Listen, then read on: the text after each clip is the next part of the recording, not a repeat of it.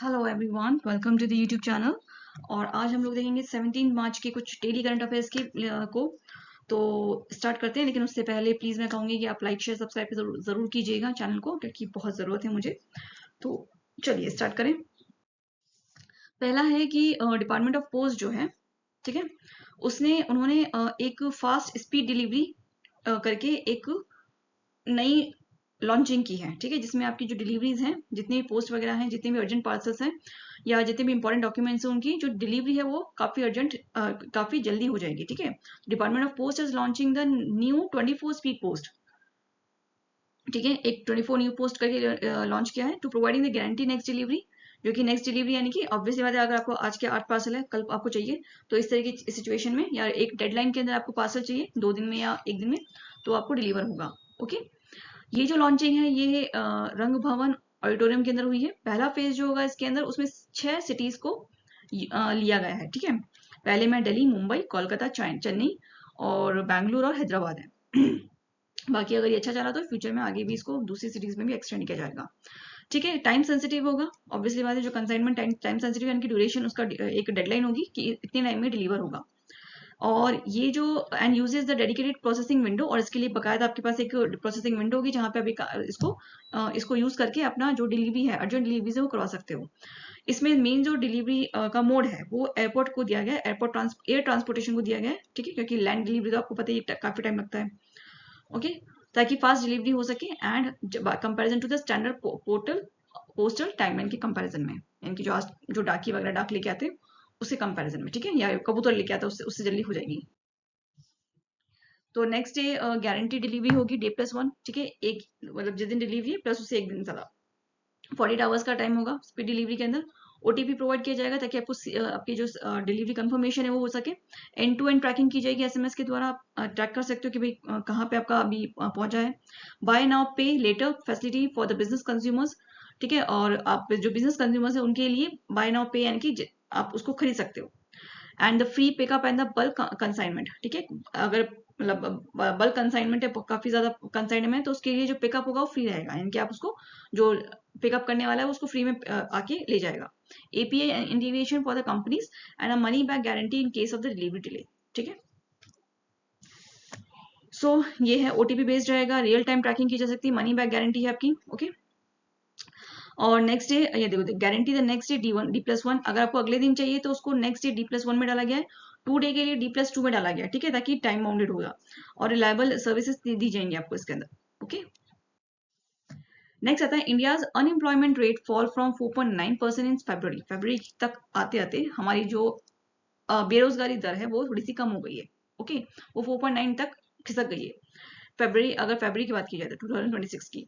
और ये किसने बताया है? ये रिलीज किया है नेशनल स्टैटिक ऑफिस ने, इसको रिलीज किया है on the latest periodic labour force survey के अंदर। The figure shows the marginal improvement, काफी मार्जिनल इंप्रूवमेंट हुआ है, क्योंकि कंपैरिजन टू जनवरी में कितना था, 5% था, जो कि अब शिफ्ट होकर कितना हो चुका है, 4.9 हो चुका है, मतलब 0.1% का ही चेंज आया है। And indicating the stable labour market condition, ठीक है, और इससे अभी मार्केट कंडीशन को भी बता देंगे स्टेबल ये।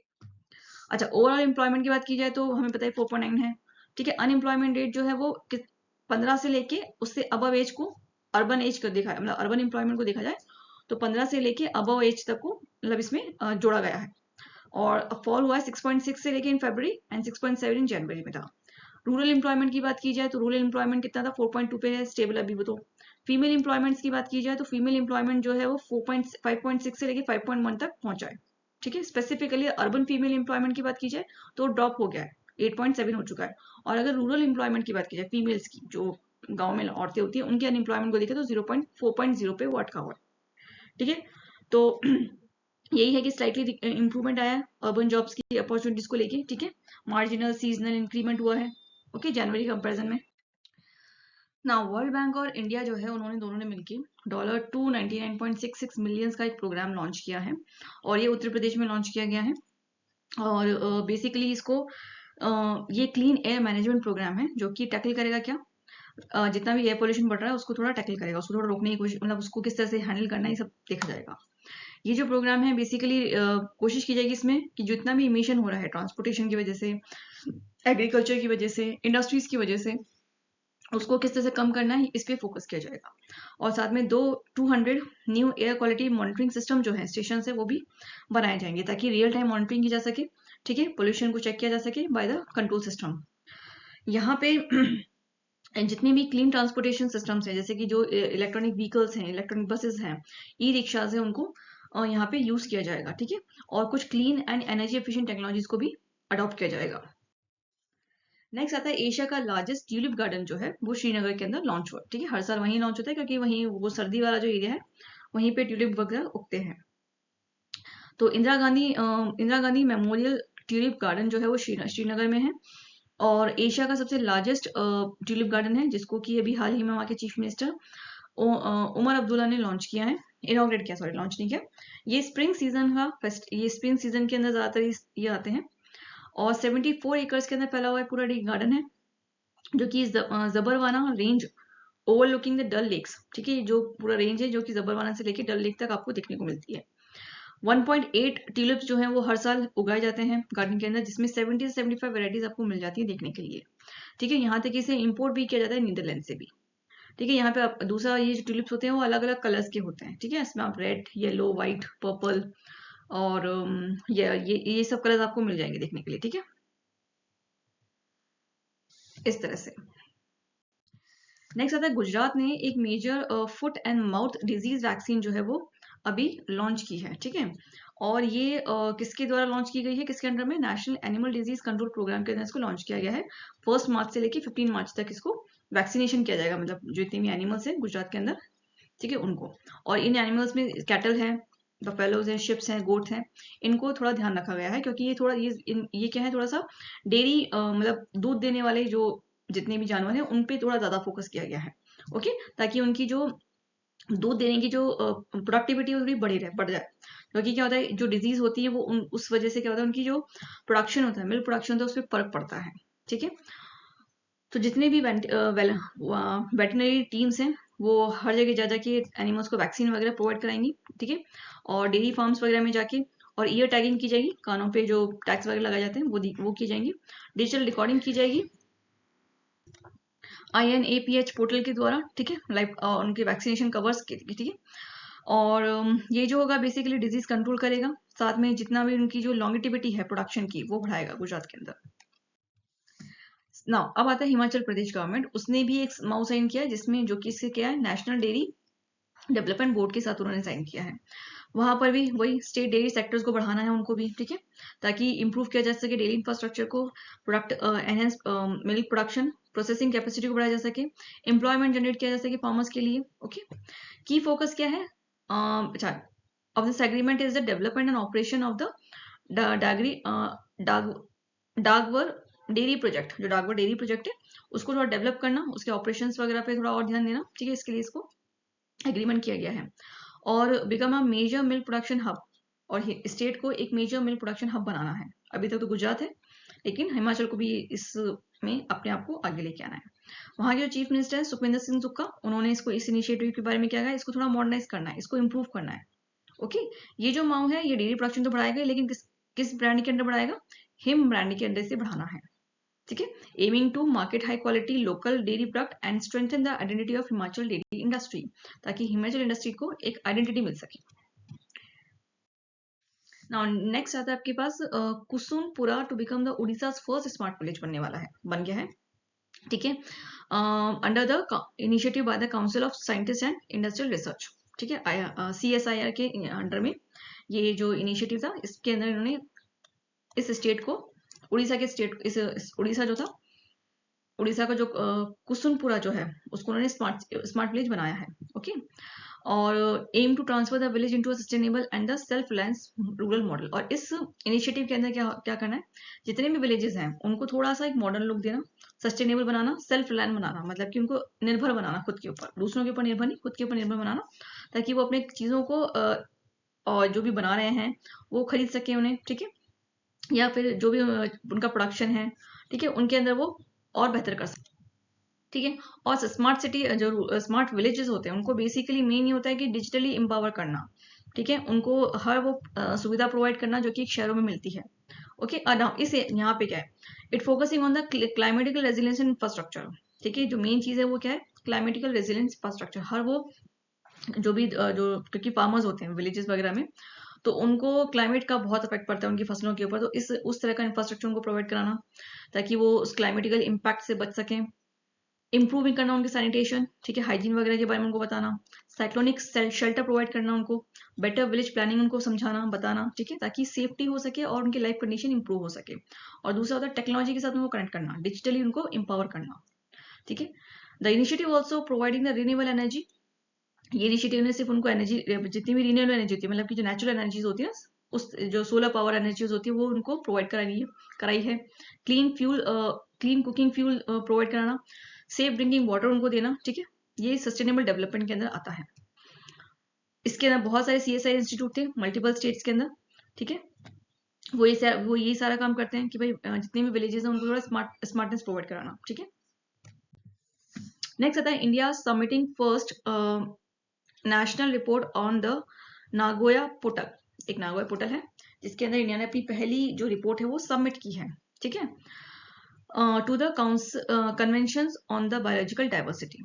अच्छा, ये जो रिपोर्ट है was presented by the ministry of environment forest and climatical change को ने ये रिपोर्ट जो है प्रिपेयर की है, ठीक है, in collaboration with the national biodiversity authority के साथ। और ये जनवरी 2017 से लेकर दिसंबर 31, 2025 तक इसको एग्जामिन करके इस रिपोर्ट को बनाया गया है, ठीक है।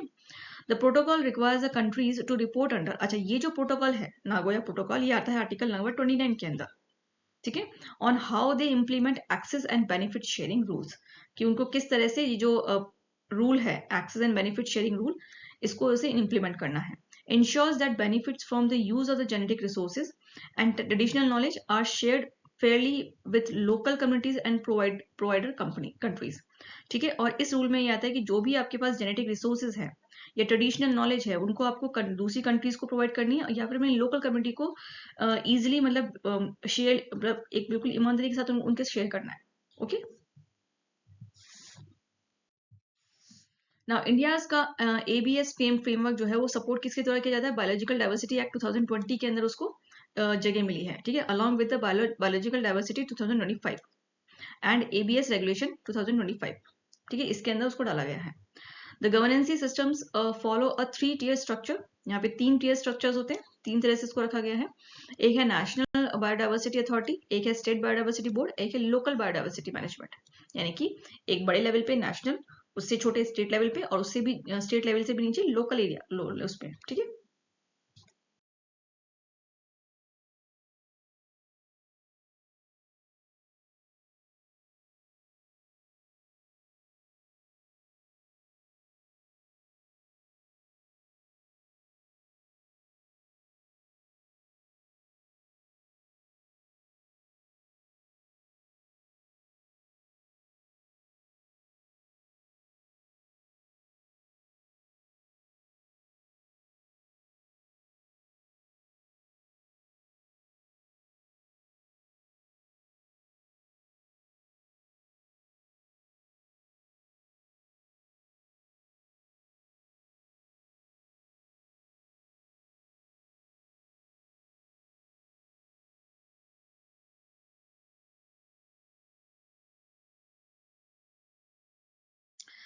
नाउ इंडिया जो है उसने एक टर्म ऑफ रेफरेंस जो है वो साइन किया है हाल ही में, किसके साथ, फिलीपींस के साथ, और मालदीव्स के साथ, ठीक है। एक नया ट्रेड एग्रीमेंट है जो कि हमारी इकोनॉमिक्स और बायलैटरल ट्रेड्स जो है उसको थोड़ा बूस्ट करेगा। तो फिलीपींस के साथ उन्होंने क्या नेगोशिएट किया है, प्रेफरेंशियल ट्रेड एग्रीमेंट किया है, PTA साइन किया है, जो कि हमारा इम्पोर्ट ड्यूटीज जो है उसको थोड़ा कम करेगा ऑन सेलेक्टेड गुड्स, मतलब कुछ चीज़ों के लिए, और इम्प्रूव करेगा हमारा मार्केट एक्सेस जो कि दोनों कंट्रीज के बीच में होगा, ठीक है। यानी कि हम एक दूसरे कंट्रीज में अपने मार्केट की पूरा जो भी चीज़ें हैं वो आदान प्रदान कर सकते हैं। नाउ मालदीव्स के साथ क्या किया है, मालदीव्स के साथ उन्होंने फ्री ट्रेड एग्रीमेंट साइन किया है, covering a wide range of goods services and investment corporation, और उनके साथ हमने कुछ गुड्स सर्विसेज और इन्वेस्टमेंट के साथ को कवर किया है। On the other hand an FTA removing और significantly reducing the traffic on a large range of goods and services, साथ में उन्होंने जो टैरिफ है वो भी कम किया है, ठीक है, FTA एग्रीमेंट के अंदर, और ना कुछ अच्छे वाले जो गुड्स और सर्विसेज उनके अंदर, which makes it steeper and more comprehensive trade agreement, जो कि कहीं ना कहीं बहुत हम लोगों के रिलेशंस को ट्रेड एग्रीमेंट्स के अंदर काफी इंप्रूव करता है। नेक्स्ट आता है ऑटोमेटिव टायर मैन्युफैक्चर एसोसिएशन जो है, उन्होंने हाल ही में अरुण ममीन को रीइलेक्ट किया है एज अ चेयरमैन। ठीक है, वो एज अ करंटली वो क्या काम कर रहे हैं, करंटली वो वाइस चेयरमैन है, मैनेजिंग डायरेक्टर है एमआरएफ के, और ये रहेंगे। ठीक है, नेक्स्ट आता है साहित्य अकेडमी जो है, अवार्ड उन्होंने अनाउंस किया है 2025 का, जिसके अंदर जितने भी पोएट्रीज हैं, नॉवेल्स हैं, ऐसे हैं, मेमोरीज हैं या शॉर्ट स्टोरीज हैं, उनको ये दिया जाएगा इन 24 लैंग्वेजेस में। ठीक है, ये इंपॉर्टेंट 24 लैंग्वेजेस का। अच्छा, ये जो अनाउंस है, ये कहाँ पे एनुअली दिया जाता है? By Sahitya academy in honours to excellency in the Indian literature के अंदर दिया जाता है। ठीक है, this year awards including the 8 poetry collections, 4 novels, 6 short stories collections, 2 essay books, 1 literary criticism work, 1 autobiography and 2 memories. ठीक है, ये इंपॉर्टेंट ध्यान रखिएगा। and reflecting the diversity of the literature traditions across the India. The selection process begins in January 2025 को begin हुआ था ये, with an open call for the nominations, after which experts juries for each language is evaluating the submitting works and recommended the winners based on the merits, originality and contribution of the literature. ठीक है, the official award ceremony will be held in new Delhi. New Delhi में होगा। 1 लाख की उनको cash prize दिया जाएगा और एक शॉल दिया जाएगा और साथ में एक कॉपर की मूर्ति भी दी जाएगी उनको। ठीक है, नाउ नेक्स्ट आता है इंडियन एनिमेशन जो है, उन्होंने एक ग्लोबल रिकॉग्नाइजेशन किया। एक फिल्म आई है छैमी, ठीक है, जो कि बेस्ट डायरेक्टर अवार्ड मिला है उसको न्यूयॉर्क शॉर्ट एनिमेशन फिल्म के अंदर, फेस्टिवल के अंदर। इसको डायरेक्ट किया था डॉक्टर पार्था सारथी महंता ने, जो कि बेसिकली अभी एज आईजीपी जो है असम के और कमिश्नर है पुलिस इन गुवाहाटी के अंदर। ओके, इसमें basically Indian growing presence in international animation with Chaimi stands out for its storyline and artistic direction and among the global entries. Now the festival is known for showcasing the innovation animation films and is winning place Indian animation on the global stage. ठीक है, India को ये stage मिला है अपने animation को show करने का।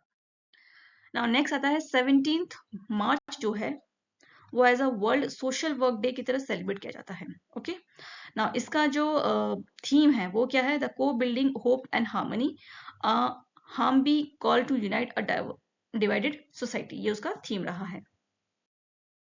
नाउ अब आते हैं हमारे पास कुछ क्वेश्चंस को लेके। ठीक है, हम क्वेश्चंस करते हैं। With reference to the recently launching 24th speed post service, consider the following statement. First है आपका the guarantee delivery within the 24 hours D+1 timeline. It has been launching in all the districts of India in the first phase, it including the OTP based delivery confirmation. तो answer इसका 1 and 3, यानी कि एक तो OTP based delivery हो, confirmation होगी, साथ में आपका D+1 की डिलीवरी, और उससे एक दिन ज्यादा ही आपको 24 आवर्स के अंदर डिलीवरी मिल जाएगी। Next है with reference to the periodic labor force survey releasing by the National Statistic Force, consider the following statement. First है India's overall unemployment rate declining to 4.9% in February 2026. The unemployment rate was declined in the rural areas, then in the urban areas in February 2026. The urban unemployment rate showed a marginal decline in comparison to January 2026. तो इसका answer है first and third. Okay, next आता है the Uttar Pradesh Clean Air Management Programming is implemented with the supporting of which of the following organization? तो answer इसका world bank. Next आता है the drive, consider the following statement of the drive is being implemented under the National Animal Disease Control Program. The ear tagging and the digital records are maintained through the INAPH portal.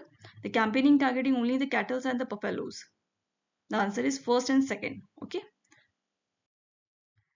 now next question, the government of Himachal Pradesh signing a MOU with which organizations to strengthen its dairy sector?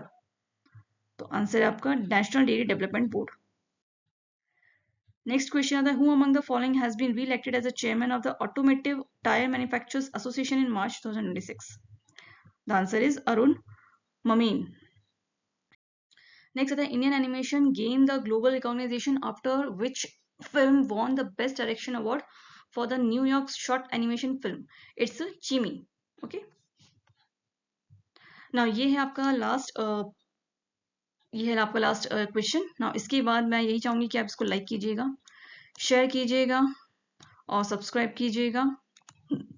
Okay, फिर मिलते हैं next video में, तब तक बने रहिएगा इस channel पे। Thank you.